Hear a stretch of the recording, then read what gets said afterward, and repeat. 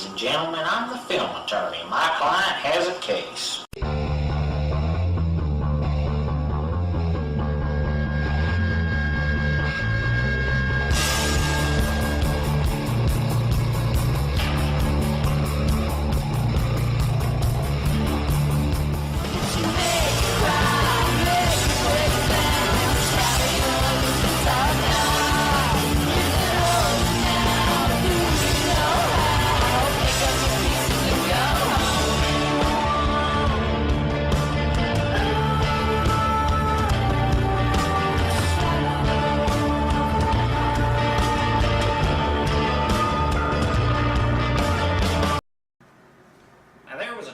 Comic book films were not exactly the cinematic rage. More often than not, the attempt to adapt a comic book into a movie usually resulted in a box office bomb, with the exception of a small few. Among that minority was the adaptation of James O'Barr's graphic novel, The Crow, which also ran as a comic strip for a few years. It's kind of hard to imagine this as a comic strip. Oh boy. And since the film saw huge success, Miramax decided a sequel was needed. Now, while most comic books have a plethora of stories and characters that would leave a film version demanding sequels, The Crow isn't really one of them. And since Brandon Lee's not returning for this film, they had to get a new guy. This is the hero in the film, Ash, and he's coming back to revenge the murder of him and his son. Now, this character isn't very deep. People weren't too impressed with this guy, so naturally they weren't too impressed with the film either, and tend to disregard it as bad. Now, the problems with this film can all be traced back to one flaw in the writing. Weakness, just like the fucking Death Star. But I'll get to that later. For right now, let's just look at some of the smaller stuff.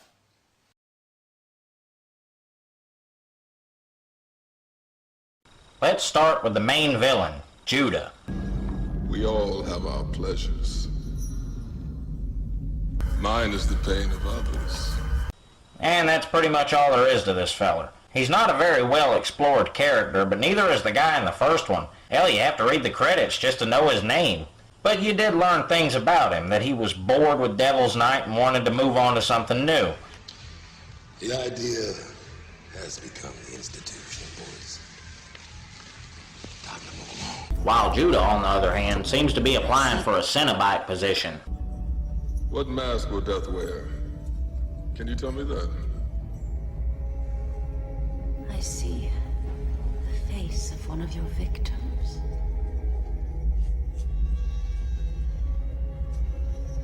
All my sins remembered. You are one crazy motherfucker. The underlings are great too, especially this guy. I mean, he's only in this one scene, but he's just such a natural-looking scumbag. If you've ever met a guy like this, you'd appreciate this character. I think this Judah guy might be a little stupid. I mean, the guy said it himself. I mean, come on, we can't kill off all the motherfuckers, huh? I mean, hey, whoa, there'd be no one left to buy this shit. He should be rewarding him, not killing him. But of course, the writers needed to show this guy was evil no matter how clumsy it is or how stupid they make him. Destroyed a pretty large quantity of these drugs. Men in this profession have been killed for far less. Now go home and get your fucking shine box. For most of the guys, killing's got to be accepted. Murder was the only way that everybody stayed in line. You got out of line, you got whacked. Everybody knew the rules. But sometimes, even if people didn't get out of line, they got whacked. I mean, hits just became a habit for some of the guys. Guys would get into arguments over nothing, and before you knew it, one of them was dead. Spider Monkey is pretty ridiculous, but he's not around long enough to get annoying. Same with Thomas Jane's character, Nemo, or as I call him in this scene, the Finisher.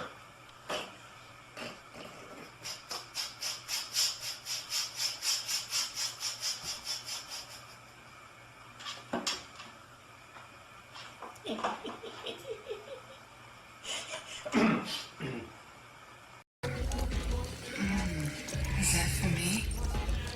Oh, yeah. Yeah. We're gonna celebrate Christmas this year. Well, Well, boy, your mama must be damn proud of you. Now, Ash seems to fixate mostly on Curve, played by Iggy Pop. But why? He is the one that shot him, but the kid was shot by the Yellow Ranger here. Oh yeah, she's the Yellow Ranger. Of course she was. That's before the PC police decided Asians were not allowed to wear yellow. And the only explanation I can come up with is that Curve is the only one that may have been morally conflicted about the killing of Ash and his son. Do you know what they call a gathering of crows? Curve? A murder. A murder of crows. And even what Curve says to Ash before killing him sounds apologetic. Nothing hurts, I swear.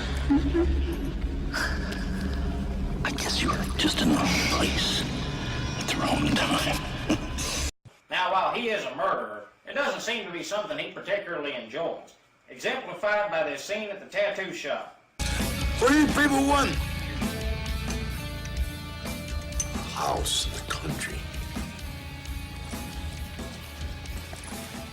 A little dog. Wife. 2 kids. And your fucking head stapled to my pussy seat. What? Pussy seed. Pussy seeds? Pussy seed. Well, let's turn on the captions. Pussy seed. And she sticks a tattoo needle into this fella's eyeball here. Now notice the difference in their demeanors when they're leaving. Now Curve couldn't take it. He's outside dry heaving. And she's looking at him like... Pussy seed. But Callie does seem like a more fitting object of Ash's revenge. Man, the movie's pretty fucking colorful. I mean, there's lots of colored lights everywhere. Like, there's some blue and red lights, but mostly the fucking lights are like green and yellow, which gives everything the color of fucking piss. I mean, really. Look at this. Everything's piss colored. What the fuck is that about? Now, the atmosphere reflects the things that destroy it. The villains were arsonists who threw a Halloween shindig called Devil's Night, where they set fires all over the city, which the film symbolizes by having it rain like a cow pissing on a flat rock throughout the entire movie. It only stops when Eric confronts the killers. City of Angels, the bad guys are drug dealers. The film's environmental reflections of its destruction are actually the film's strongest quality. The toxic fog gives everything a green and yellow hue. Both are colors most associated with sickness. It's also a very desolate, wastelandish looking place, symbolizing loneliness of addiction. With drugs also comes sex businesses, hence the fetish clubs and the nudie booths. Wait. She's Sarah from the first movie, isn't she? Well, yes, this is Sarah. So since the last movie, Sarah has changed her entire personality from the streetwise skater kid to a block of wood but with less blinking. So Sarah's all grown up and become a tattoo artist because she showed so much interest in that in the first movie. Well, you gotta figure Sarah was 13 in the original movie. She's in her mid-20s now. People change.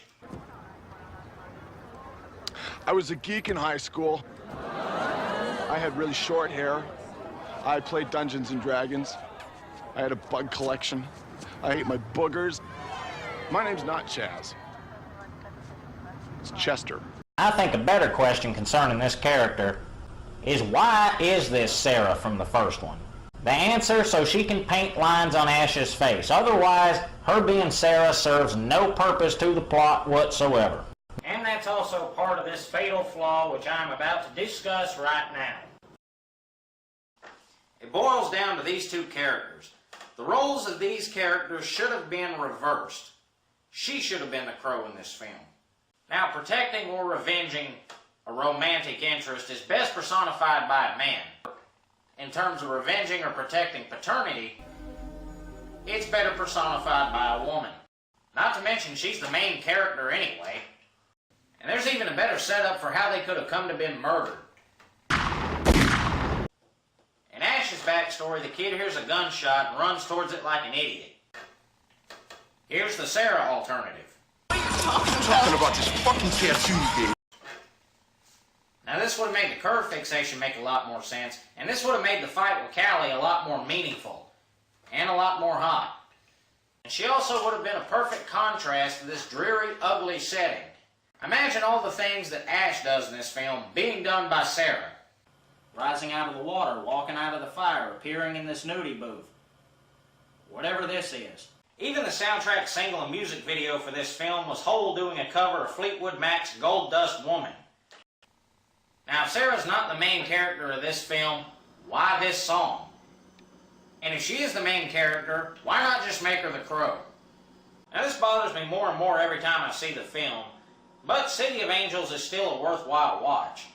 Now, despite this flaw and all the little ripple flaws that come with it, I do feel like the Crow City of Angels deserves a little more credit than it gets. For one thing, it keeps the tone of the original film much better than the following sequels. Even the third one, especially the third one, the one that managed to trick everyone into thinking it was better than this one somehow. And if it wasn't for the miscasting of, well, the most important character, Crow City of Angels would have been a perfect sequel. I'm the film attorney. For right now, the defense rests.